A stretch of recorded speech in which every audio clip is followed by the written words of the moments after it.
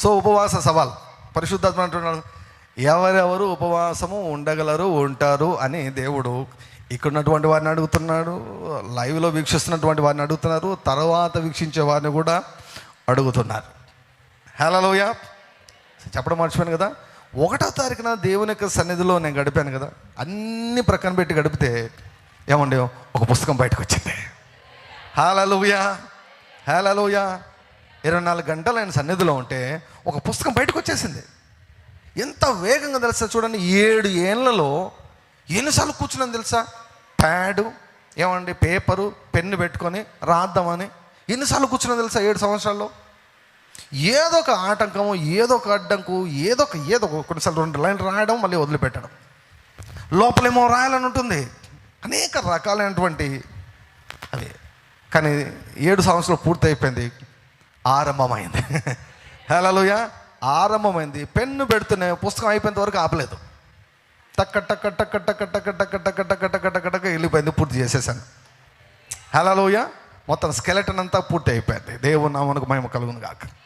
1వ తారీఖున దేవుని యొక్క సన్నిధిలో గడిపాను. నేను చెప్పాను కదా, పాటను పక్కన పెట్టేశానండి. ఏమండి, నేనాడ దేవుని పట్టుకుంటే దేవుడు ప్రవీణ్ గారిని పట్టుకున్నాడు.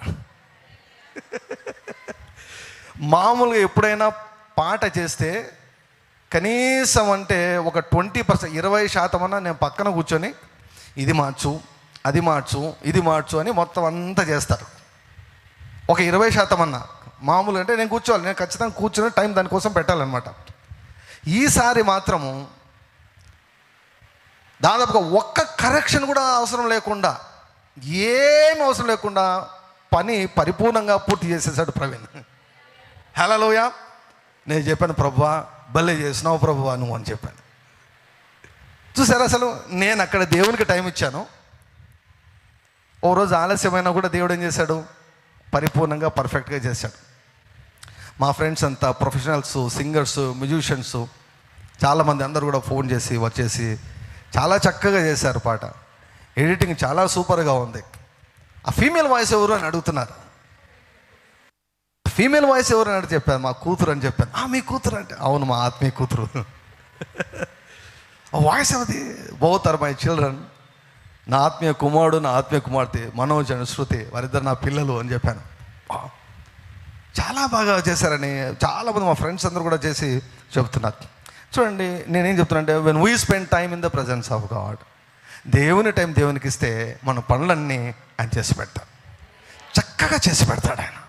హల్లెలూయా. ఇంకా చూడండి ఎలా ఉంటుందో, జనవరి 1వ తారీఖున దేవుడు ఏమండి సిక్సర్ కొట్టినట్టు కొట్టేశాడు. దేవుని నామమునకు మహిమ కలుగును గాక. హల్లెలూయా. యువరాజు ఒకసారి ఒక ఓవర్లో 6 సిక్సర్లు కొట్టాడు అనమాట. కాబట్టి ప్రతిరోజు అలా ఈ యొక్క జీవిత యాత్రలో మనం అలా ఆడాలి. ప్రతిరోజు పడుకునే ముందు దేవుని నామమునకు మహిమ కలగాలి. హల్లెలూయా. సో ఉపవాస సవాలు 2023లో ఎప్పుడూ ఉండని రీతిగా, ఎప్పుడూ చేయని రకాలుగా నేను ఉపవాసం చేశాను. 2023లో ఇన్ని ఉన్నాయి చూడండి. 2023లో స్పెషల్ ప్రత్యేకతలు, చాలా ప్రత్యేకతల చేత నిండిపోయింది. దయ్యంగాడు ఎలా వాడు కీడు చేయాలనుకున్నాడో దేవుడు దాన్ని ఎలా త్రిప్పికొట్టి 2023ను దేవుడు అద్భుతమైన సంవత్సరంగా నా జీవితంలో నాకు మలచాడు. హల్లెలూయా. ఎప్పుడూ లేనటువంటి ప్రత్యక్షతలను దేవుడు 2023 సంవత్సరంలో ఇవ్వడం జరిగింది. దేవుడు నిజంగా ఒక మాట చెప్పాలంటే, 2023లో నా దేవుడు నన్ను తృప్తిపరిచాడు. God satisfied me. I firmly believe real satisfaction comes only from God. నిజమైన సంతృప్తి, అసలు సిసలైన సంతృప్తి దేవుని ద్వారానే నీకు కలుగుతుంది. హల్లెలూయా. దేవుని ద్వారా మాత్రమే కలుగుతుంది. దేవుడిచ్చే సంతృప్తి అది ఎవ్వరు కూడా దాన్ని రీప్లేస్ చేయలేరు. నీ భర్త దాన్ని రీప్లేస్ చేయలేడు, నీ పిల్లలు రీప్లేస్ చేయలేరు, నీ భార్య రీప్లేస్ చేయలేదు, నీ తోడబుట్టిన వారు రీప్లేస్ చేయలేరు. ఏ మనిషి కూడా దానిని, ఆ స్థానాన్ని ఎవరు కూడా కూర్చలేరు. దేవుడిచ్చే సంతృప్తిని ఎవ్వరు కూడా నీకు ఇవ్వలేరు. ఒక మాటలో చెప్తాను, మీ అందరి ముందు దేవుని నామాన్ని మహిమపరుస్తున్నాను. God has satisfied me in 2023, 2023లో నా దేవుడు నన్ను తృప్తిపరచాడు. ఈరోజు నేను సంతోషంగా ఆరోగ్యంగా దేవుని యొక్క పనిలో ఇంకా నేను నిలిచి ఉన్నానంటే అది కేవలం ఆయన కృప, ఆయన కనికరం మొట్టమొదటిది. రెండవది, నా కోసం అందరికీ తెలిసిన అందరికీ తెలియని విజ్ఞాపనకర్తలు. హల్లెలూయా. విజ్ఞాపనకర్తలు, వారి ప్రార్థనలు లేకుంటే సైతాన్ గాడు నన్ను ఎప్పుడో తీసేసేవాడు భూమి మీద నుంచి. నేనంటే చాలా వాడికి పడదు. నేనంటే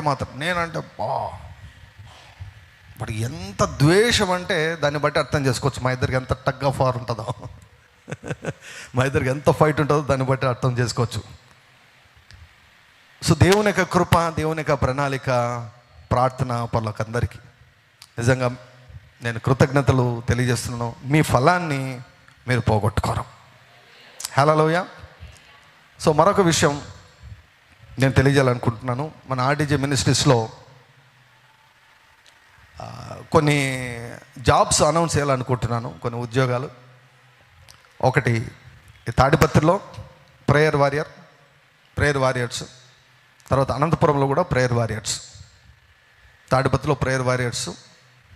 మీకు ఆశ ఉంటే మీరు నన్ను కలవచ్చు, డబ్బుల సంగతి అంతా తర్వాత మాట్లాడతాం. నాకు కావాల్సింది హృదయం ఫస్ట్. హృదయం ముఖ్యం, డబ్బులు తర్వాత. అలాగని ఏమి నయ పైసా ఇవ్వకుండా పని చేయమని, సాక్రిఫైస్ చేయమని నేను చెప్పను. పనివాడు జీతమునకు పాత్రుడనే దాన్ని నేను బాగా నమ్ముతాను. పనివాడు జీతమునకు పాత్రుడనే దాన్ని బాగా నమ్ముతారు. నీ పని కంటే ఎక్కువగా నీ హృదయాన్ని నేను గమనిస్తాను. మీ పని కంటే ముఖ్యంగా మీ హృదయాన్ని. సో హృదయపూర్వకంగా పనిచేయాలని ఎవరైనా కోరుకుంటే సమయాన్ని కూడా, టైం కూడా సర్దుబాటు చేసి, సో అవన్నీ తర్వాత చూస్తాం. ఫస్ట్ ఆఫ్ ఆల్ మీరు ప్రేయర్ చేసుకోండి. సో ఎవరికైనా ప్రేయర్ వారియర్స్ ఉదయము ప్లస్ మధ్యాహ్నం, ఉదయం ఒకరు, మధ్యాహ్నం ఒకరు. మహా అంటే ఉదయం ఒక 5 hours, ఉదయం 5 గంటలు, మధ్యాహ్నం 5 గంటలు. 5 గంటల వరకే, 10 గంటలు చేయమని ఒకటే, పొద్దున్న నుంచి సాయంత్రం వరకు ఉండమని చెప్పడం లేదు ఎవరికి. సో ఒక పర్సన్ ఉదయం పూట ప్రార్థన చేసేదానికి ఒక వ్యక్తి కావాలి, మధ్యాహ్నం సమయంలో ప్రార్థన చేసేదానికి ఒక వ్యక్తి కావాలి. 5 గంటల సేపు ప్రార్థన చేయాలి. 5 గంటల సేపు దేవునికి సన్నిధిలో ప్రార్థన చేయాలి. తర్వాత కంప్యూటర్ వర్క్ వచ్చిన వాళ్ళు ఎవరైనా, తెలుగు టైపింగ్, తర్వాత ఫోటోషాప్, తెలుగు టైపింగ్, ఫోటోషాప్ వచ్చిన, పేజ్ మేకర్, ఈ 3 తెలిసిన వారు ఎవరైనా ఉంటే వారికి కూడా ఒక ఉద్యోగం ఉంది.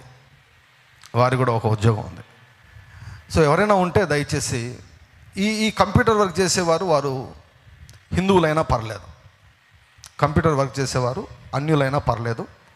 ఈ వర్క్ తెలిసిన వాళ్ళు ఉంటే, ఎందుకంటే ఇంకా నాకు తెలిసి నెల పుస్తకాలు రిలీజ్ కాబోతున్నాయి చాలా వేగంగా. సో కంటిన్యూస్గా వర్క్ ఉంది, చాలా పెండింగ్ ఉన్నాయి. ఆ వర్తమానాలన్నీ ఎప్పటి నుంచో చాలా వర్తమానాలన్నీ ఉన్నాయి. అవన్నీ షార్ట్స్ తీయాలి. వాటిని ఏమేమి చేయాలి దేవుడు చాలాసార్లు చెబుతూ ఉన్నాడు నాకు. ఐ నీడ్ పీపుల్, ఒక ఫుల్ టైం వర్క్, పొద్దున్న నుంచి సాయంత్రం వరకు పనిచేసే ఈ కంప్యూటర్ నాలెడ్జ్ ఉన్నటువంటి వారు నాకు కావాలి. సో కాబట్టి నేను ప్రార్థన చేస్తున్నాను. దయచేసి మీరందరూ కూడా ప్రార్థన చేస్తారని తెలియజేస్తున్నాను. మీకు తెలిసిన వాళ్ళు ఎవరైనా ఉంటే చెప్పండి, సార్ దగ్గర ఒక ఉద్యోగం ఉందని చెప్పండి. ఇప్పటికి తాడిపత్రిలో 3 ఉద్యోగాలు ఖాళీ ఉన్నాయి. తర్వాత అనంతపురంలో కూడా కావాలి. అనంతపురంలో కూడా ప్రేయర్ వారియర్స్ కావాలి. సో దయచేసి ప్రార్థించండి. ఎవరన్నా ఉంటే కూడా తెలియజేయాలని మనవి చేస్తున్నాను. హల్లెలూయా. దాదాపుగా అన్నీ చెప్పాను అనుకుంటున్నాను, అనౌన్స్మెంట్స్ అన్ని మర్చిపోకుండా. సో ఈరోజు క్లుప్తంగా దేవుని యొక్క వాక్యాన్ని చూద్దాం. Fasting challenge.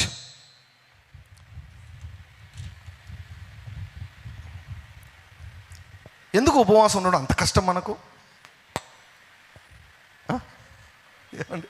కదా, చాలా కష్టం కదా. ఫస్ట్ థింగ్ ఒకటి చెప్పాలనుకుంటా, ఉపవాసం ఉండడం అంటే నాకైతే ఇష్టం లేదు. ఉపవాసం ఉండడం అనేది నాకు ఇష్టం లేదు. నాకే కాదు, ఎవరికైనా ఇష్టం ఉంటుందా? మీకు ఎవరికైనా ఉంటుందా? ఎవ్వరికి ఉండదు. ఉపవాసం అంటే ఇష్టం అంటే వాళ్ళను ఇంకా వాళ్ళు దేవతలు అనమాట. వాళ్ళు దేవులు మొక్కొచ్చు వాళ్ళకి. Nobody likes to fast. Nobody loves to abstain from food. ఎవరికి ఏంటి భోజనం చేయకుండా ఉండాలన్నది ఎవరికి ఉండదు. అలిగినప్పుడు లోపలేమో ఆకలి అవుతుంటుంది, ఏమండి అలిగినప్పుడు తినరు, పిలిస్తే బాగుండని తనకలాడుతుంటారు. మా బంధువులో ఒక ఫ్యామిలీ ఉందన్నమాట. ఆ ఫ్యామిలీలో పిల్లలు అసలు వాళ్లకు అలగడం అంటే ఏమిటో తెలియదు. అలగడం అంటే ఏమిటో తెలియదు పిల్లలకు. అలగడం అంటే కొన్ని ఇట్లా ఉంటాయి, కొన్ని ఫ్యామిలీస్ ఉంటాయి, ఇట్లా కొన్ని కుటుంబాలు ఉంటాయి, వాళ్ళకు అలగడం అంటే ఏంటో తెలియదు. ఏం తెలుసా, ఇప్పుడు ఏదో అది కావాలి ఇది కావాలని చెప్పేసి అలగడం మొదలు పెట్టారంట. 1-2 సార్లు అలగడం మొదలు పెడితే, నేను తినను పో అన్నం టైం అయినప్పుడు వాళ్ళమ్మ అన్నానికి రా అని పిలిస్తే నేను తినను అన్నాడంట. తినను అంటే సరేలే అని వదిలేశారు. తినను అంటున్నాడు అంటే వాడికి కాలినప్పుడు వాడే వచ్చి తింటాడు అన్నది వాళ్ళమ్మ. 2 గంటలు 3 గంటలు చూశాడు వాడిని, ఇదేదో మనకే బెడ్స్ కొట్టేటట్టుంది ఎవరం అని చెప్పేసి 2-3 గంటల తర్వాత పోయి తినడం మొదలుపెట్టాడు. కాబట్టి ఎంత అలిగినా కూడా అన్నం దగ్గర మాత్రం ఏం లేదనమాట. అసలు పట్టించుకోరు ఇంట్లో. నీకు కాలితే నువ్వు వచ్చి తింటావరా అంటారనమాట అసలు వాళ్ళకి. కాబట్టి ఇంకా అలగడం అనేది ఏం తెలియదు వాళ్ళకి. టైంకి మటసం వచ్చి తింటారనమాట. ఎప్పుడు అలిగినప్పుడు, కొన్నిసార్లు ఎక్కువ బాధ అయినప్పుడు, ఎక్కువ భయం ఆందోళన అయినప్పుడు ఆకలిని కలిగించే కొన్ని విషయాలు ఉంటాయి బ్రెయిన్లో, మెదడులో ఆకలిని పుట్టించేవి కొన్ని ఉంటాయి. అవి బాగా ఒత్తిడికి లోనవడం ద్వారా ఆకలి ఉండదన్నమాట. తినడం కూడా మర్చిపోతాం కొన్నిసార్లు, తినబుద్ధి కాదు. ఆ ఒత్తిడి ఎప్పుడైతే పోతుందో మళ్ళీ ఆకలి అవుతుంది. అసలు కొన్ని కారణాలు బట్టి మనకు తినబుద్ధి కాదేమో, కానీ జనరల్గా no one likes to fast. ఎవరు కూడా ఉపవాసం ఉండడం ఎవరికి కూడా ఇష్టము ఉండదు. సో ఏదైనా కూడా నేను ఎప్పుడు చెప్తున్నాను, మీరు ఏ అంశాన్నైనా తీసుకోండి, అది దానికి ఆరంభం ఎక్కడ ఉంటుందంటే ఆదికాండం 1-2-3. ఆదికాండము 1-2. మీరు ఏదైనా తీసుకోండి, మానవుని జీవితానికి సంబంధించింది ఏదైనా తీసుకోండి, 3 అధ్యాయాలు ఉన్నాయంతే. 3 అధ్యాయాలు బాగా మీరు చదివారంటే బైబిల్ అర్థమవుతుంది, దేవుడు అర్థమవుతాడు, నీవు అర్థమవుతావు, నీ పని అర్థమవుతుంది, దయ్యంగాడు అర్థమవుతాడు, నీకు అసలు జీవితమే అర్థమైపోతుంది. First 3 chapters is enough. ఈ 3 చదవకుండా ఈ మూడింటిని అర్థం చేసుకోకుండా బైబిల్ లోపలికి వెళ్తే ఎలా ఉంటుంది అంటే, వాళ్ళు ఇస్తూ ఉంటారు అన్నమాట. మా యొక్క పేషెంట్స్ వచ్చి చెబుతూ ఉంటారు, సార్ ఈ మందులు వాడినాం సార్, ఆ మందులు వాడినాం సార్ అని చెప్తూ ఉంటారు. ఆ మందులు చూస్తూనే చెప్పచ్చు, ఇది డాక్టర్ పని కాదు, ఇది కాంపౌండర్ పని అని. కాంపౌండర్లు అంటే ఎవరు? వాళ్ళు ఏమీ చదువుకొని ఉంటారు కానీ సుదేస్తారు. ఏమి చదువుకొని ఉండరు కానీ ట్రీట్మెంట్ ఇస్తారు. ఏమి చదువుకోండి వాళ్ళకి నాలెడ్జ్ ఉండదు. అంటే ఇది ఏంటి, ఇది ఏముంది, ఇది ఇస్తే ఏమవుతుంది, ఇది ఎలా పనిచేస్తుంది, ఈ నాలెడ్జ్ అంతా ఏముండదు వాళ్ళకి. ఊరికే బ్లైండ్గా ఇస్తారు. ఏదో గుడ్డిగా 1-2 అట్లా తగులుతాయి, 1-2 అట్లా తగులుతాయి అంతే. కొన్నిసార్లు దానివల్ల వాళ్ళకు పేరు వస్తుంది అనమాట. ఆదికాండం 1-2-3 అర్థం చేసుకోకుండా మిగిలిన బైబిల్ అంతా చదివితే అసలు అర్థం కాదు. కాబట్టి చాలామంది బోధకులు కాంపౌండర్ల లాగా తయారైపోయారు. వారికి అర్థం కాదు. అరే ఫస్ట్ ఏబిసిడీలు చదవండి. ఏబిసిడీలు చదవకుండా, ఓనమాలు చదవకుండా నాకు ఏమండి తెలుగు నేర్చుకుందామంటే ఎలా నేర్చుకుంటారు? ఆదికాండం 1-2-3 చాలా కీలకమైనది. ఆ 3 లైన్ టు లైన్ చదివి, దీనికి బోధకులు అవసరం లేదు. 1-2-3 అర్థం చేసుకునే దానికి ఏ బోధకుడు అవసరం లేదు. మైండ్ సరిగా పనిచేస్తే చాలు.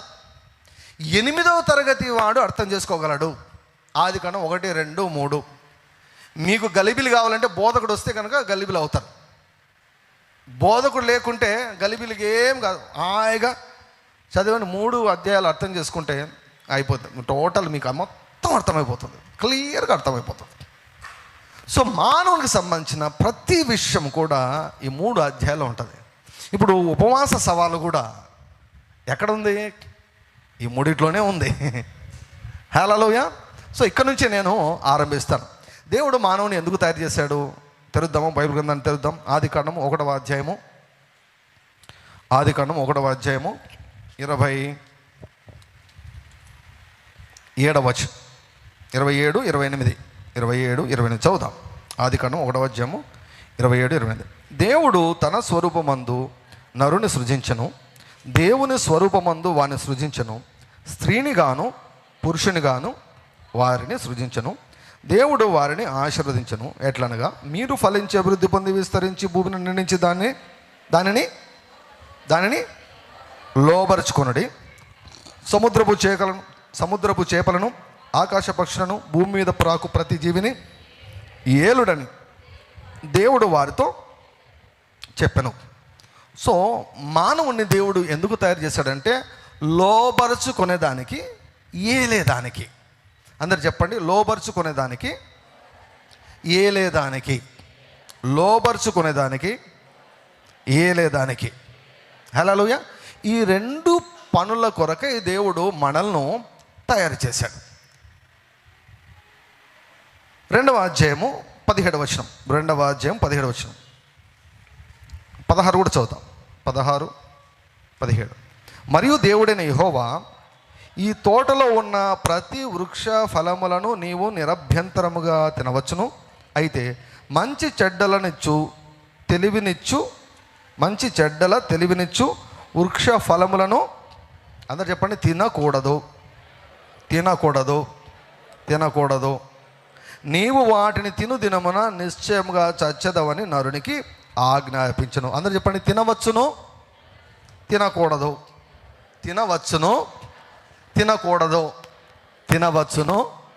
తినకూడదు. ఎందుకు సృష్టించాడు దేవుడు? లోబర్చుకునేదానికి, ఏలేదానికి. సో నీవు లోబర్చుకోవాలి, నీవు ఏలాలి. ఒక రాజులాగా, దేవుని కుమారుడిలాగా, ఒక ప్రభువులాగా ఏలాలి అంటే ఏం చేయాలంటే ఇక్కడ దేవుడు ఇచ్చినటువంటి కమాండ్మెంట్ ఏమిటి? దొంగతనము చేయొద్దు అన్నాడు. ఇక్కడ పొరుగు వాని మీద అబద్ధ సాక్ష్యం చెప్పవద్దు అన్నాడా? వ్యభిచారం చేయొద్దు అన్నాడా? ఇతరులతో గొడవ పడొద్దు అన్నాడా? ఇతరులతో గొడవ పడద్దు. ఏమైనా వేరే కమాండ్మెంట్స్ ఉన్నాయా? అసలు ఏంటి? What is the first commandment? మొదటి ఆజ్ఞ ఏది? దేవుడు మానవుని సృష్టించిన తర్వాత దేవునికి ఇచ్చినటువంటి మొట్టమొదటి ఆజ్ఞ ఏది అంటే అది తినేదాని గురించి ఇచ్చాడు. తినేదానికి 10 ఆజ్ఞల తర్వాత వచ్చాయి. 10 ఆజ్ఞల తర్వాత వచ్చాయి. అందుకే ఫస్ట్ 3 చదివితే ఆ 10 ఆజ్ఞలు కూడా అర్థమవుతాయి. ఫస్ట్ 3 చదువుకుంటే కాంపౌండర్లు అయిపోతారు. బైబిల్ కాంపౌండర్లు అయిపోతారు. తినే విషయంలోనే దేవుడు ఏమిచ్చాడు? ఆజ్ఞ ఇచ్చాడు. ఏది నిరభ్యంతరంగా తినవచ్చో, ఏది తినకూడదో చెప్పాడు. అంటే ఏంటి? తినే విషయంలో నీవు నా మాట వింటే ఏమవుతుందంటే నువ్వు ప్రతిదాన్ని లోబర్చుకుంటావు, ప్రతిదానిని ఏల్తావు. ఒక రాజులాగా నువ్వు జీవించాలంటే ఏవి తినకూడదో అవి తినకూడదు, ఏవి తినాలో అవి తినాలి. అది దేవుడు చెప్పినటువంటి మాట. నీవు తినకూడదని చెప్పిన దానిని తినిన ఎడల నిశ్చయముగా నీవు చచ్చెదవు. తర్వాత మనకందరికీ తెలుసు 3వ అధ్యాయంలో ఏం జరిగిందో తెలుసు. 3వ అధ్యాయంలో ఏమండి? హవ్వ దగ్గరికి ఎవరు వచ్చారు? సాతాను వచ్చాడు. ఆదం దగ్గరికి వచ్చాడా? హవ్వ దగ్గరికి వచ్చాడా? హవ్వ దగ్గరికి వచ్చాడు. వంట రూమ్లో ఎవరుంటారు? హవ్వ ఉంటుంది వంట రూమ్లో. వంట రూమ్లో ఉండేది ఎవరు? గృహిణి ఉంటుంది వంట రూమ్లో. సిస్టర్స్ అందరికీ, మా అక్కలకు, చెల్లెలకు, తల్లులకు అందరికీ నేను ఇచ్చే మాట ఏంటంటే, మీ ఇంటిలో మగవారి యొక్క ఆరోగ్యం ఉండేది వాళ్ళ చేతుల్లో కాదు, మీ చేతుల్లోనే. మాకు బాధ్యత లేదనుకొని ఆనంద్ హలేలు అన్నాడు. వస్తా, మీ దగ్గర కూడా వస్తుంది తర్వాత. ఫస్ట్ సర్పం ఎవరి దగ్గరికి వచ్చింది? ఆదం దగ్గరికి రాలా. కుటుంబంలో సాతాను యజమానుని దగ్గరికి 90% రాడు. ఫస్ట్ ఎవరి దగ్గరికి వస్తాడు తెలుసా? యజమానురాల దగ్గరికి వస్తాడు. అందుకే you need be very very very very careful, very very very careful. మీ ఆలోచనల గురించి చాలా జాగ్రత్తగా ఉండాలి. వంటలో ఏం చేస్తారో, ఎంత ఉప్పు కలుపుతారో కూడా చాలా జాగ్రత్తగా ఉండాలి. మీ ఇంటిల్లిపాది ఆరోగ్యం వంటగదిలో ఎవరు ఉంటారో వారి మీదనే ఆధారపడి ఉంది. కుటుంబం అంతా అనుకుంటున్నారా? కుటుంబం అంతా వర్ధిల్లాలనుకుంటున్నారా? కుటుంబము ఏలే స్థితిలో ఉండాలనుకుంటున్నారా?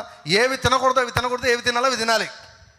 ప్రార్థన, బైబిల్ స్టడీ అన్నీ ప్రక్కన పెడదాం ఫస్ట్ ఆఫ్ ఆల్. తర్వాత ఇక్కడ లేదు కదా, ప్రార్థన సరిగా చేయాలి, అరగంట సేపు భాషల్లో మాట్లాడాలి, అరగంట సేపు కన్ఫెషన్ చేయాలి, ఏమైనా ఉన్నాయి ఇక్కడ? బైబిల్ బాగా చదవాలి, పరిశుద్ధంగా ఉండాలి, పవిత్రం, ఏం లేవు. అంటే తినకూడనివి తినేవి ఎంత ప్రాముఖ్యమో చూడండి. వాటికి వీటికి లింక్ ఏంటి? కొన్ని తినకుంటే వర్ధిల్లుతారంట, కొన్ని తింటే ఏమండి బానిసలు అయిపోతారంట. సో కాబట్టి హవ్వ దగ్గరకు వచ్చాడపో. అదే హవ్వ చెవులు ఇచ్చేసింది, చెవులు ఇచ్చేసింది, దొరికిపోయింది. ఇక ఎప్పుడైతే వారు తిన్నారో వారు ఏమైపోయారు? వారు కోల్పోయారు, వారి స్థానాన్ని కోల్పోయారు, వారి స్థాయిని కోల్పోయారు. భూమి మీద అధికారం ఉన్నటువంటి ఆదము హవ్వలు తమ అధికారాన్ని తినడము ద్వారా కోల్పోయారు.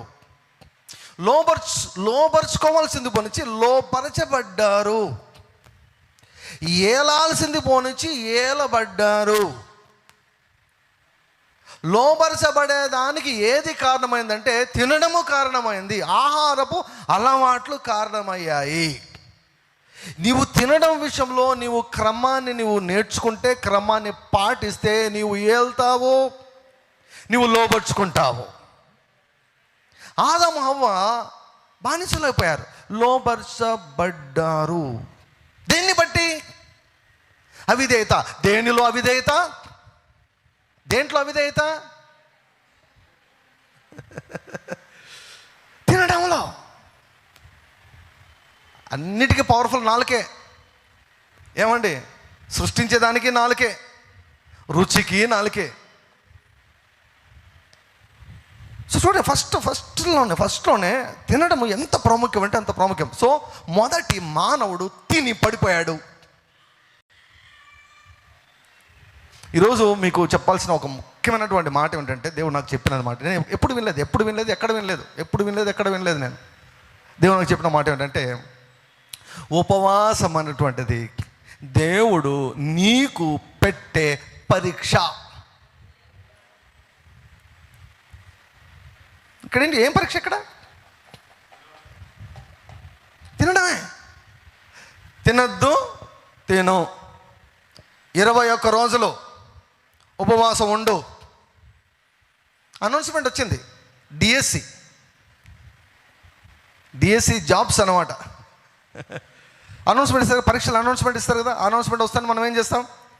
వెంటనే ఎక్కడైనా కోచింగ్ సెంటర్లోకి వెళ్ళిపోయి మనం రెడీ అయిపోతాం మనం ఎగ్జామ్ కొరకు. ఈ 21 రోజులు కూడా ప్రతిరోజు పరీక్ష. రేపటి నుంచి జనవరి 8వ తారీఖు నుంచి 28వ తారీఖు వరకు ప్రతిరోజు పరీక్ష ఉండబోతుంది. ప్రతిరోజు 21 పరీక్షలు ఉండబోతున్నాయి. 21. దేవుడు ఉపవాసాన్ని ఎలా చూస్తాడంటే ఒక పరీక్షలాగా చూస్తాడు. ఆ పరీక్షలో నువ్వు పాస్ అయ్యవంటే ఏమిస్తాడు దేవుడు? నీకు బహుమానం ఉంది. Hallelujah. There is a reward that is waiting for you for all these 21 days. ఈ 21 రోజులు కూడా నీవు చేసేదాన్ని బట్టి దేవుడు నీ కొరకు ఒక బహుమానం సిద్ధపరిచాడు. ఇప్పుడు ఉద్యోగాలు ఎన్నో పడుతుంటాయి, ఎంట్రన్స్ ఎగ్జామ్లు పడుతుంటాయి, అందరూ ఏమో రాయరే. కాబట్టి అందరూ స్పందించరు. 7 మంది పెట్టారనమాట, మేము కూడా పాల్గొంటాం సార్ అని ఉపవాసంలో. మిగిలిన వాళ్ళంతా ఏమయ్యారు? మేము రాయం ఎగ్జామ్ అంటున్నారు వాళ్ళు. పరీక్ష రాయకపోతే ఏమవుతుంది చెప్పండి? ప్రమోషన్ లేదు. పరీక్ష రాయకుంటే ప్రమోషన్ లేదు. నేను చెప్పే ప్రతిదానికి వాక్యం ఆధారం ఉంది. హల్లెలూయా. వీళ్ళకి ఏంటి పరీక్ష? What was the test to Adam and Eve? మొదటి కుటుంబానికి దేవుడు పెట్టిన పరీక్ష ఏంటి? ఏవి తినాలో ఏవి తినకూడదో పరీక్ష పెట్టాడు. పాస్ అయ్యారా? ఫెయిల్ అయ్యారు. ఫెయిల్ అయిన తర్వాత ఏమొచ్చింది వాళ్ళకి? అది మామూలు ఫెయిల్యూర్ కాదు, దానిని ఇప్పుడు మనం కూడా అనుభవిస్తున్నాం. మా ఫ్రెండ్ ఉండేవాడు, మేము మెడిసిన్ అయిపోయిన తర్వాత పీజీకి ప్రిపేర్ అయ్యేటప్పుడు నేను ఒక రూమ్లో చదివేవాడిని, ఇంకో రూమ్లో అతను, ఆ రూమ్లో మూడు రూమ్లు ఉండే ఆ ఇంట్లో, రెంట్కి తీసుకొని ఉండేవారు.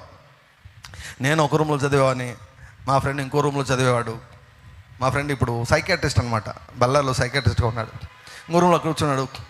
కొన్నిసార్లు అరుపులు వినిపిస్తుంటాయి నాకు, అరుపులు. రేయ్ ఆదాం అన్నాడు అనమాట. ఒరే ఆదాం అన్నాడు. నాకు నేను పరిగెత్తాను. ఏంది సంగతి, ఏమైందంటే ఆదాము చేసిన పనికి ఎంత కష్టమైపోయింది భయ్యా మనకు, ఎంత ప్రయాసపడి చదువుతున్నాం. గంట ముందు చదివినా మర్చిపోయినా నేను అంటాడు. గంట ముందు చదివినా మర్చిపోయినా, నాకు టెన్షన్ వస్తుంది. ఇది అంతా ఎవరి వల్ల వచ్చింది మనకు? ఆదాం వల్ల వచ్చింది. అందుకే ఆదాం ఎంత పని చేసినావు ఆదాం అంటున్నాడు అనమాట. అది నిజమే, అది నిజమే. ప్రయాసతో నువ్వు జీవిస్తావు అన్నాడు. వాక్యం తెలియకుంటే, గ్రేస్ గురించి తెలియకుంటే, ఆశీర్వాదాన్ని ఎలా మలుచుకోవాలో తెలియకుంటే చాలా కష్టపడాల్సి వస్తుంది జీవితంలో. మొదటి కుటుంబము పరీక్షలో ఫెయిల్ అయింది కాబట్టి వారు ఆధిపత్యాన్ని పోగొట్టుకున్నారు, అధికారాన్ని పోగొట్టుకున్నారు. ఉపవాస దీక్షలో నీవు పాస్ అయితే నీ యొక్క అధికారము సూపర్గా పనిచేస్తుంది. హల్లెలూయా. నీవు లోబరుచుకొనబడవు, కానీ నీవు లోబరుచుతావు. హల్లెలూయా. ఏదేది నిన్ను లోబరుచుకుంటుంది, ఏదేది నిన్ను కంట్రోల్ చేస్తుంది? ఇప్పుడు ఎవరైనా 21 days 21 రోజులు ఎందుకులేండి, ఒక్కరోజు నేను ఉండలేనబో అంటారు కొంతమంది. ఒక్కరోజైనా ఒకరోజు కంప్లీట్ ఏం తినకుండా, ఒక్క నీళ్ళే, ఏమి తినకుండా ఒట్టి నీళ్ళు అమ్మో మా వల్ల కదలేబ్బా నాయన, మేము ఉండలేమో అంటారు అనమాట. ఏమంటే చూస్తారా, లోబర్చుకొనబడ్డారు.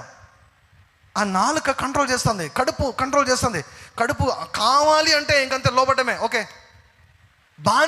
కడుపుకు బానిసలైపోయారు, రుచికి బానిసలైపోయారు, ఏలబడుతున్నారు, లోబరచబడుతున్నారు, అధికారాన్ని కోల్పోయారు, అధికారాన్ని వాడకుండా అయిపోయారు. ఎందుకు? మొదటి కుటుంబము వారు అధికారాన్ని, ఆధిపత్యాన్ని, డొమినియన్ను వారు కోల్పోయారు. రెండో వ్యక్తిని చూపిస్తాను. ఇంకొక వ్యక్తి కూడా ఒక పరీక్ష వచ్చింది. ఆదికాండము 25వ అధ్యాయం. ఆదికాండము 25వ అధ్యాయం.